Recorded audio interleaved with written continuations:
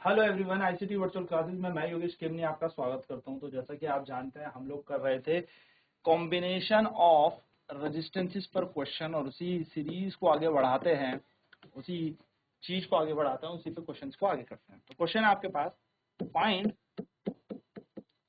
The resistance find the resistance of the circuit. परिपथ का प्रतिरोध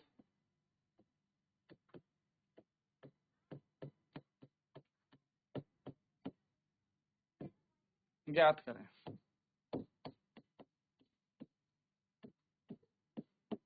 ठीक है, परिपथ कुछ इस तरीके से दिया हुआ है।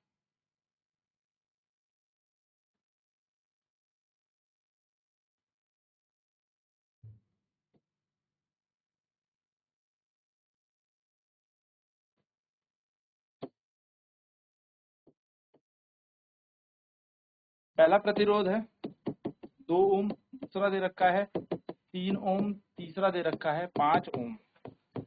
यहाँ पर चौथा प्रतिरोध दे रखा है 5 ओम और छठा भी दे रखा है हमें, यहाँ पर मान लो छठा दे रखा है हमें 10 ओम। इस तरीके से हमें यहाँ पर प्रतिरोध दे रखा है। ठीक है, हमसे पूछा है फाइंड द नेट रेजिस्टेंस। तो हम लिखेंगे सॉल्व में कि according to diagram, according to diagrams R1, R2 and R3 are connected in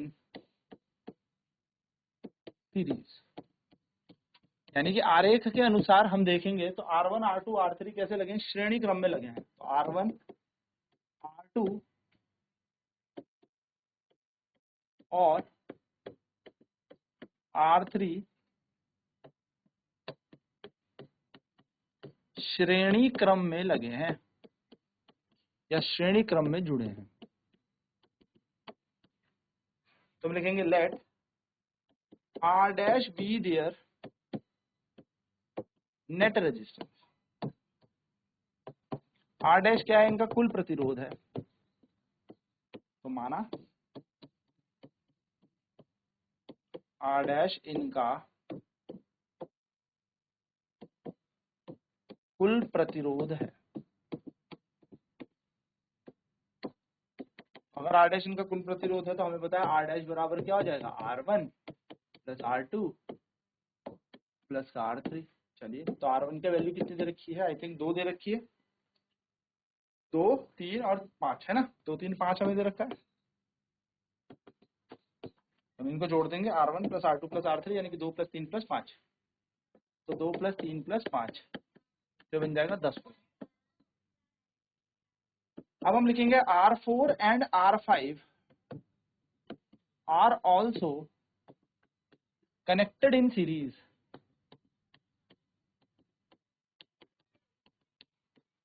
यानी कि R4 और R5 भी श्रेणी क्रम में ही जुड़े हैं। R4 और R5 भी श्रेणी क्रम में जुड़े हैं।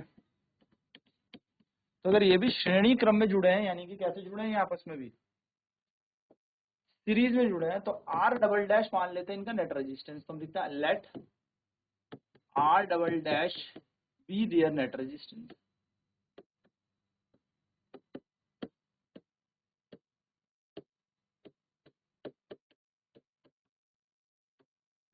यानी कि माना R डबल डैश इनका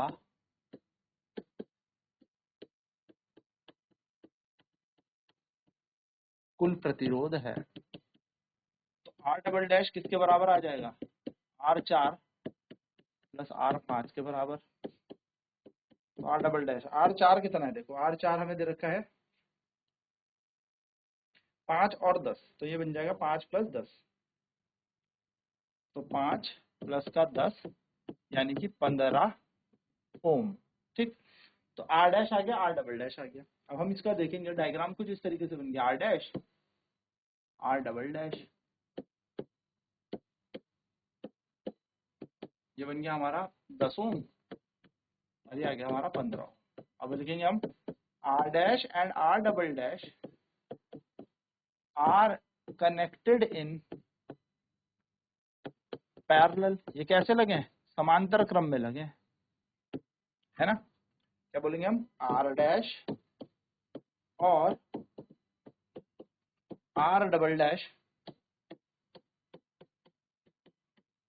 समांतर क्रम में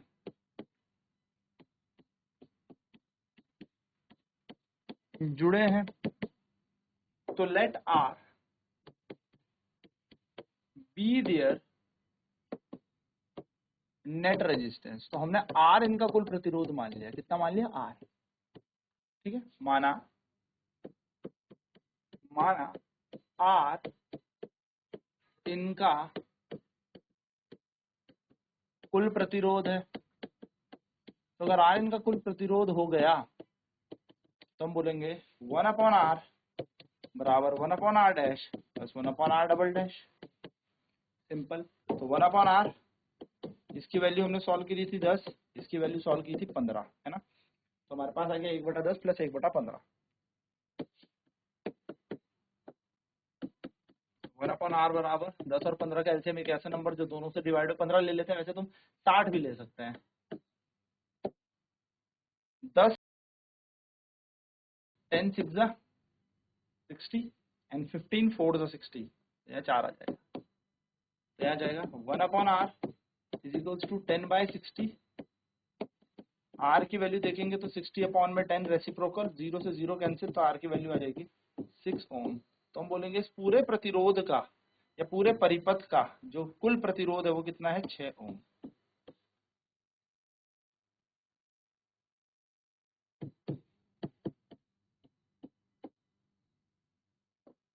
तो हम लिखेंगे the net resistance of the circuit is 6 ohm। यानी कि परिपथ का कुल प्रतिरोध 6 ओम है। तो पूरे सर्किट का हमारा नेट रेजिस्टेंस आ गया। चलिए नोट कर लेते हैं फटाफट से।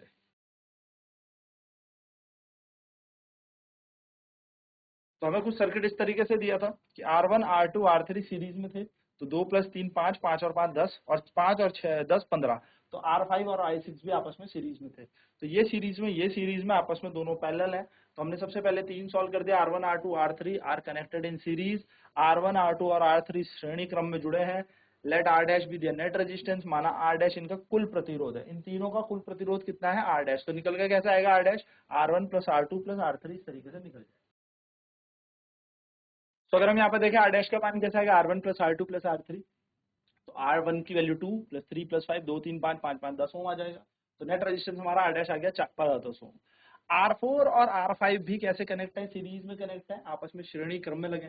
तो R4 R5 भी श्रेणी क्रम में जुड़े हैं। तो हमें पता है इन दोनों का भी कुल प्रतिरोध हम कुछ मान लेते हैं। तो हमने यहाँ पे इन दोनों का कुल प्रतिरोध R डबल डैश मान लिया, यानी कि R डबल डैश हमने इनका नेट रेजिस्टेंस मान लिया। अब अगर R डबल डैश इसका नेट रेजिस्टेंस है तो R डबल डैश बराबर R4 + R5 आ जाएगा। तो R डबल डैश बराबर 5 + 10 कितना हो जाएगा? 15 ओम। यानी कि R डबल डैश भी हमारा आ गया 15 ओम। हमारे पास नेट रेजिस्टेंस आ गया, है ना, इसका। अब हम जानते हैं R डैश और R डबल डैश दोनों के दोनों कैसे लगे हैं। तो डायग्राम बन गया हमारा पैरेलल वाला। तो अगर ये डायग्राम हमारा पैरेलल कॉम्बिनेशन दे रहा है R डैश और R डबल डैश, तो R डैश और R double dash are connected in parallel, यानी कि R डैश और R डबल डैश दोनों समांतर क्रम में जुड़े हैं। और यदि ये दोनों समांतर क्रम में जुड़े हैं तो बहुत ही अच्छी बात हो गई। अब तो सिंपल फॉर्मूला लगा देंगे, let R be the net resistance of the parallel circuit. माना R हमारा इस समांतर क्रम का क्या है? एक कुल प्रतिरोध है। यानी कि आप ऐसे समझ लीजिए कुल प्रतिरोध कुछ नहीं होता, ये सारा सिस्टम हटाओ, इतनी तार वार हटाओ और सिंपल एक रजिस्टर ले आओ, वो हमारा कुल प्रतिरोध होता है। कितनी तार वार क्यों लगा रखी है सर? इन सबकी जगह एक काम बताओ मुझे, कितनी तार ना लगाऊं, इतना झमेला ना लगाऊं, और सिर्फ एक रजिस्टर जो इन सबके बराबर काम कर ले, तो वो कैसे निकाला जाएगा? तो उसी को कुल बोला जाता है, उसी को इक्विवेलेंट बोला जाता है, उसी को टोटल बोला जाता है, उसी को नेट बोला जाता है। ठीक है, तो this is the net resistance of the circuit that we have considered that is R. तो आर हमने कुल प्रतिरोध मान लिया, तो अब 1/r बराबर 1/r dash plus 1/r double dash, यानी 1/r equals to 1/r dash plus 1/r double dash. तो 1/r इक्वल टू 1.10 प्लस 1/15। दोनों का यहाँ पर सॉल्व किया, 15 और 10 का एलसीएम लेके तो 60 आया, 60 से 15 ये बन जाएगा 6 प्लस 4, 6 प्लस 4 10 होता है, तो 1/r बराबर 10/60। और आर का मान यहाँ से रेसिप्रोकल करेंगे तो 60/10, यानी कि आर का मान 6 ओम आ जाएगा। तो हम कहेंगे इस पूरे पूरे परिपथ का जो कुल प्रतिरोध है वो कितना आ गया है, 6 ओम आ गया है, यानी कि the net resistance of the circuit is 6 ओम। परिपथ का कुल प्रतिरोध 6 ओम है। चलिए नोट करेंगे फटाफट।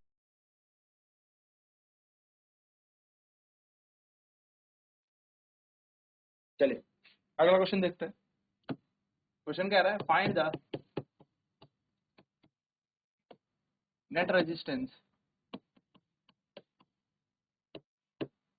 ऑफ द सर्किट, परिपथ का कुल प्रतिरोध ज्ञात करें।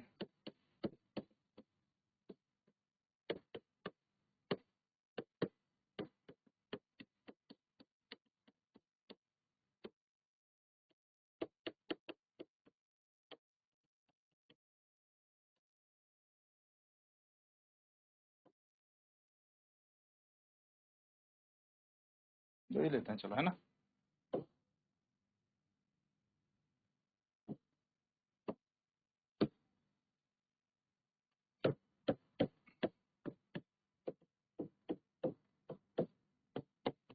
ये हमें दे दिए, ठीक है।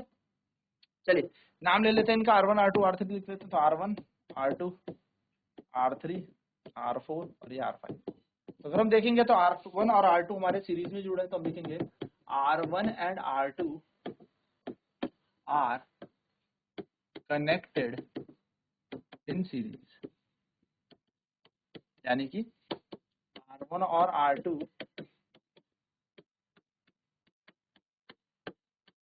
श्रेणी में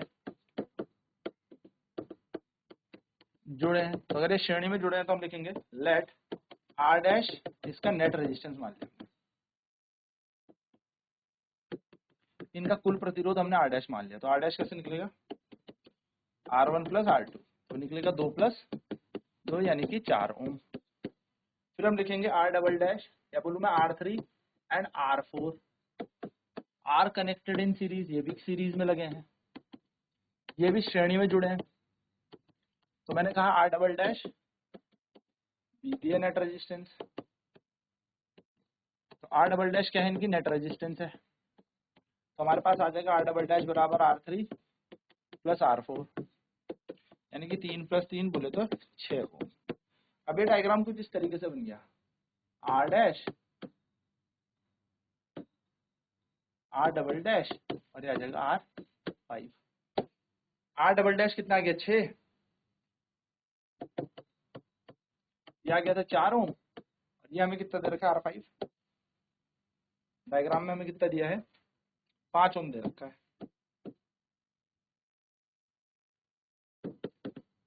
ये हमें दे रखा है। बस अब हम क्या किया जाए, तो हमें बता R dash and R double dash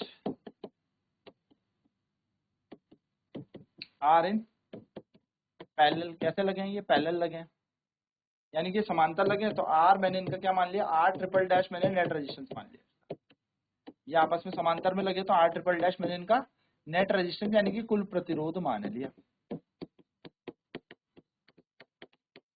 हम देखेंगे तो इसका फॉर्मूला बन जाएगा हमारे पास 1/r डबल डैश या 1/r triple dash equal to 1/r dash plus 1/r double dash. तो 1/r ट्रिपल डैश बराबर आ जाएगा 1/4 प्लस 1/6।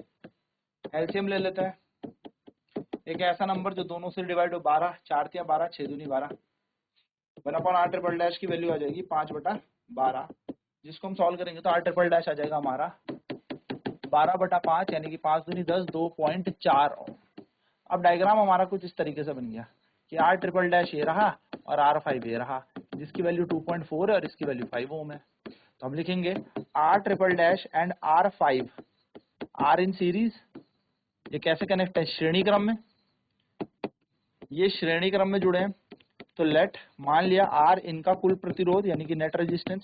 तो पूरे परिपथ का कुल प्रतिरोध कितना है, पूरे सर्किट का नेट रेजिस्टेंस R, अभी दोनों आपस में सीरीज में जुड़े तो R बराबर हो जाएगा R triple dash plus R5, यानी कि बन जाएगा 2.4 प्लस 5, 5 और 2 7, तो आंसर आ जाएगा 7.4 ओम। ये आपका फाइनल आंसर आ जाएगा, ये आपका उत्तर आ जाएगा। तो हम कहेंगे the net resistance of the circuit is 7.4 ओम, यानी कि परिपथ का कुल प्रतिरोध 7.4 ओम। ठीक है, तो आई होप ये आपको छोटे छोटे कॉन्सेप्ट क्लियर होंगे। नेक्स्ट क्लास में बात करेंगे अब ईएमएफ की, इलेक्ट्रोमोटिव फोर्स, वैद्युत वाहक बल की। तो आज की क्लास में इतना ही। आईसीटी वर्चुअल क्लासेस में जुड़ने के लिए धन्यवाद। आप